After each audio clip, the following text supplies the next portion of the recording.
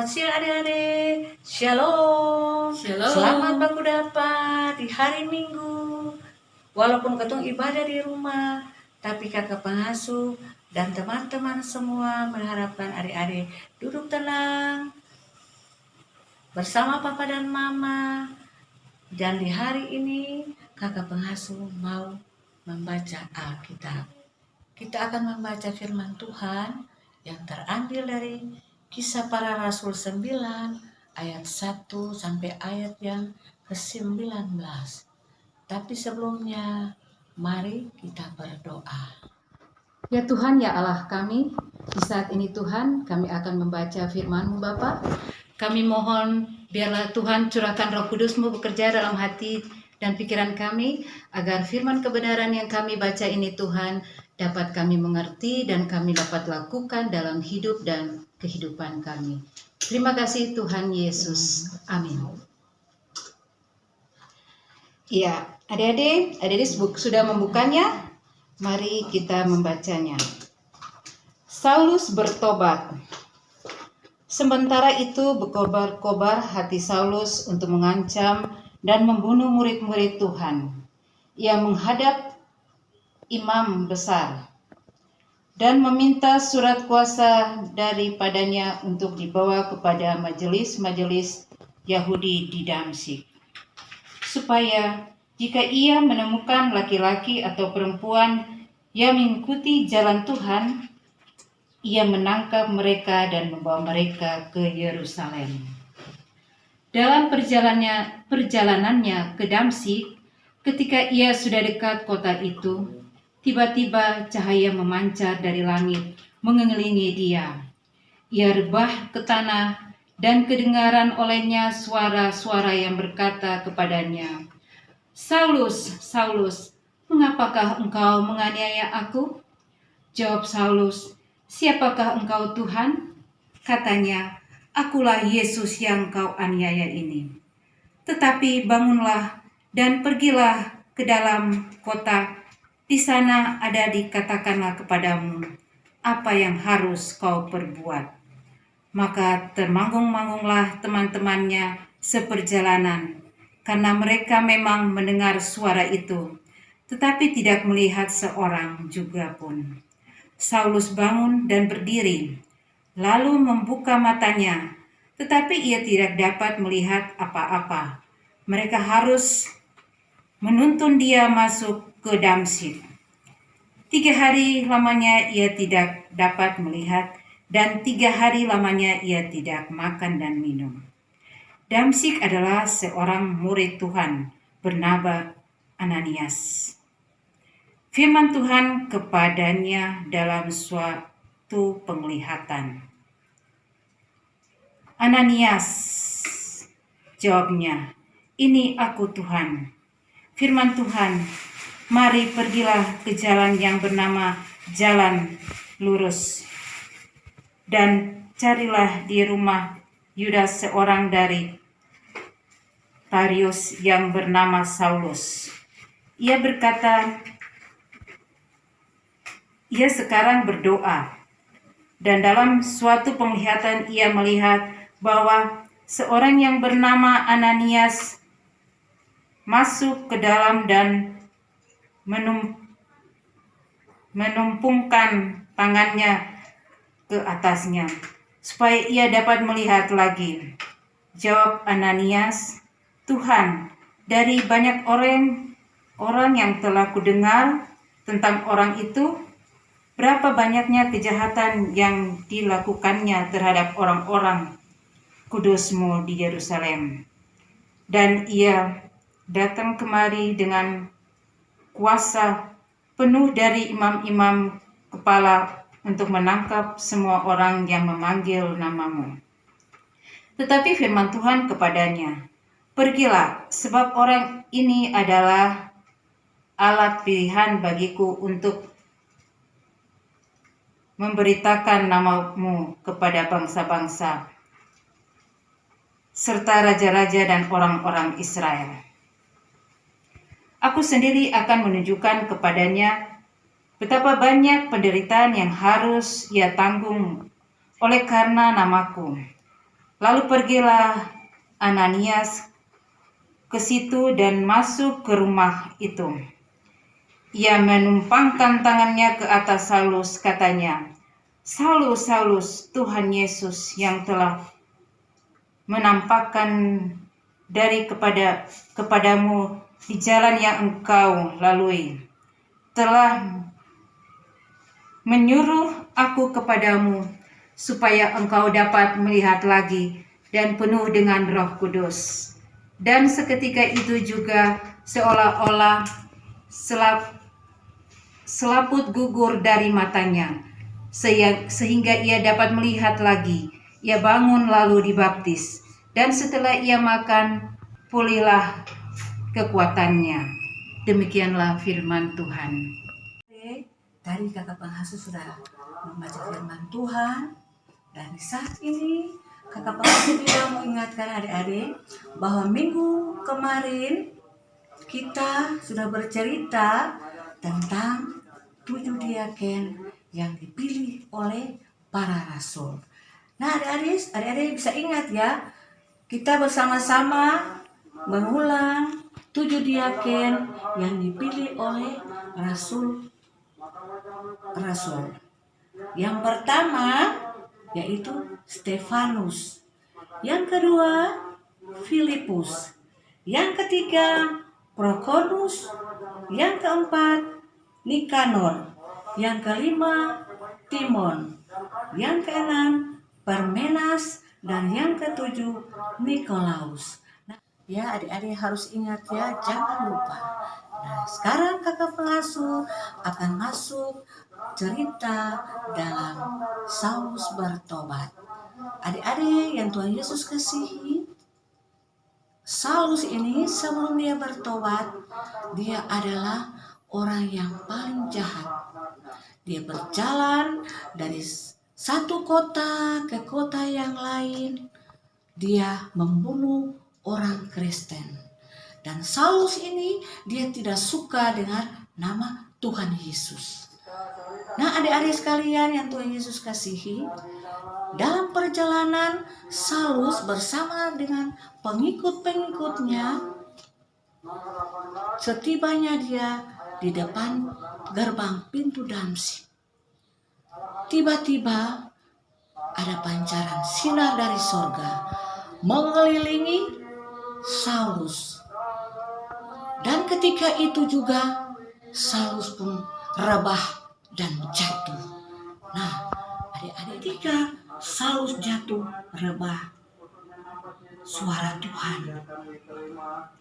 Tuhan memanggil, "Saulus, Saulus, mengapa engkau menganiaya aku?" Ya adik-adik, pasti Saulus terkejut.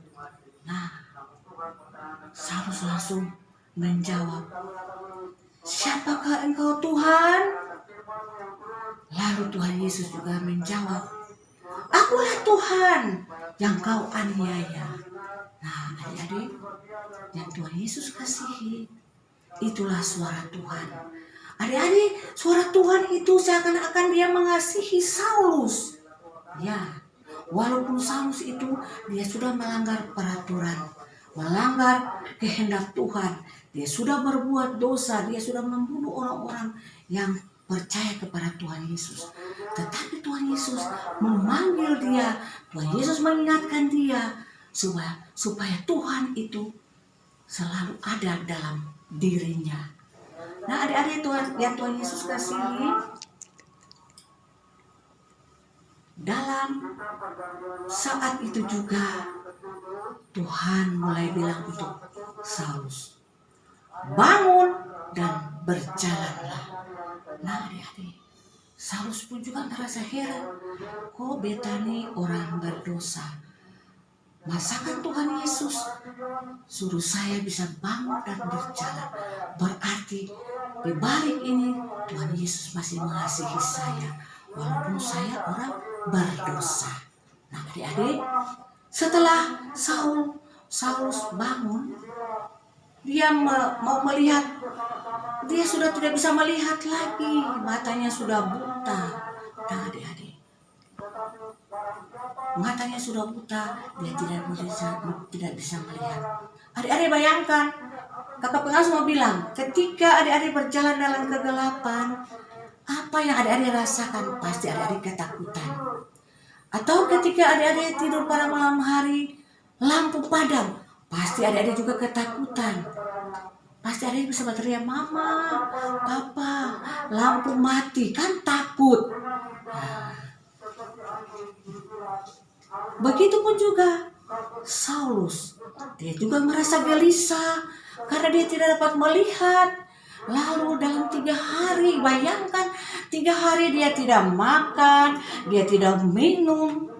Adik-adik, betapa gelisahnya dan rasa lapar, rasa haus, rasa lemas. Pasti sebagai manusia, kita tetap merasakan seperti Saulus. Nah, adik-adik sekalian, dalam saat itu juga pengikut-pengikut Saulus menghentar dia pergi ke kota yang bernama kota Damsyik. Ya, mereka menuntun Saulus sampai ke Damsyik. Lalu Saulus tinggal di rumah yang bernama Yudas. Di Damsyik itu ada seorang yang bernama Yudas. Saulus tinggal bersama-sama dengan Yudas. Adik-adik yang Tuhan Yesus kasihi, Tuhan Allah berfirman juga kepada Ananias. Tuhan bilang, Ananias, sekarang kamu harus pergi ke Damsyik, berjalan ke jalan yang lurus. Disitulah ada seorang yang bernama Saulus. Ia akan membutuhkan engkau supaya engkau menumpangkan tangan di atas kepalanya dan ia memperoleh kesembuhan. Ananias bilang untuk Tuhan, masakan orang yang jahat seperti ini mau diberi pertolongan? Tetapi Tuhan bilang, engkau harus pergi supaya Saulus ini saya akan memakai dia sebagai alat untuk memberitakan Injil sampai ke penjuru dunia. Nah, adik-adik yang Tuhan Yesus kasihi, saat itu juga Ananias pun pergi mencari Saulus. Setelah mereka berjumpa, Ananias menumpangkan tangannya di atas kepala Saulus. Maka Saulus pun sembuh. Nah, adik-adik yang diberkati Tuhan Yesus, ketika Saulus sembuh, lalu dia mulai bertobat. Setelah itu dia minta dibaptis. Nah, adik-adik tahu? Adik-adik pernah dibaptis kan? Dipercikan dengan air. Nah, itu yang dilakukan juga seperti Saulus. Setelah Saulus bertobat, maka diganti namanya menjadi Rasul Paulus. Nah, adik-adik, dari cerita ini Tuhan Yesus juga inginkan kita semua seperti Rasul Paulus. Semua orang juga ada banyak kesalahan. Adik-adik juga mungkin di rumah juga tidak turut perintah orang tua, ya, baku marah, kakak dengan adik baku pukul, tuh, sedih dengaran, lain marah-marah lain. Nah, di sekolah pun demikian, ya, di sekolah pun tidak dengar-dengaran juga kepada guru di sekolah. Tapi pada saat ini kakak pengasuh mau bilang bahwa adik-adik juga sekolah di rumah. Sekolah di rumah juga ada peraturan untuk belajar di rumah. Harus turut perintah guru supaya adik-adik belajar di rumah. Dan juga ada ibadah-ibadah di rumah. Adik-adik juga rajin beribadah di rumah. Karena keadaan corona ini mengajak kita semua untuk saling mengerti satu dengan yang lain. Maka dari itu, dari cerita ini, harus lain sayang lain, dengar-dengaran papa dan mama, sayang adik dan kakak. Kita tidak boleh melawan orang tua. Demikian adik-adik cerita kakak pengasuh di hari ini. Kiranya Tuhan Yesus memberkati katong semua.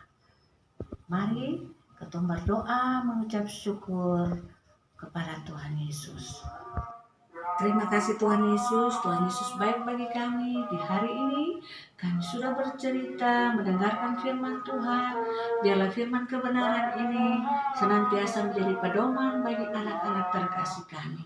Tuhan Yesus tolong mereka, biarlah mereka tumbuh dalam cinta kasih Tuhan. Curahkan sukacita damai sejahtera bagi mereka, walaupun mereka belajar di rumah, ibadah di rumah, tetapi mereka semangat dalam cinta kasih Tuhan. Terima kasih Tuhan. Kami berdoa bagi papa dan mama yang selalu mendampingi anak-anak ini. Biarlah mereka diberkati Tuhan dengan cinta kasih Tuhan. Lalu Tuhan Yesus berkati seluruh pekerjaan mereka. Apapun yang mereka kerjakan, Tuhan berkati. Terima kasih Bapakku di surga. Di hari ini juga kami tak lupa berdoa bagi teman-teman kami dari sektor 1 sampai sektor 19, pun juga anak-anak asuhan kami dari sektor 1 sampai sektor 19. Kiranya Tuhan berkati kami, Tuhan berikan kekuatan bagi kami, supaya kami senantiasa ada dalam sukacita Tuhan. Bapa di sorga, di saat ini Tuhan, kami akan menyelesaikan ibadah kami. Untuk itu ya Tuhan, kami mohon berkat dari penyertaan Tuhan. Biarlah cinta kasih Tuhan menyertai kami hari ini terus kekal selama-lamanya. Amin.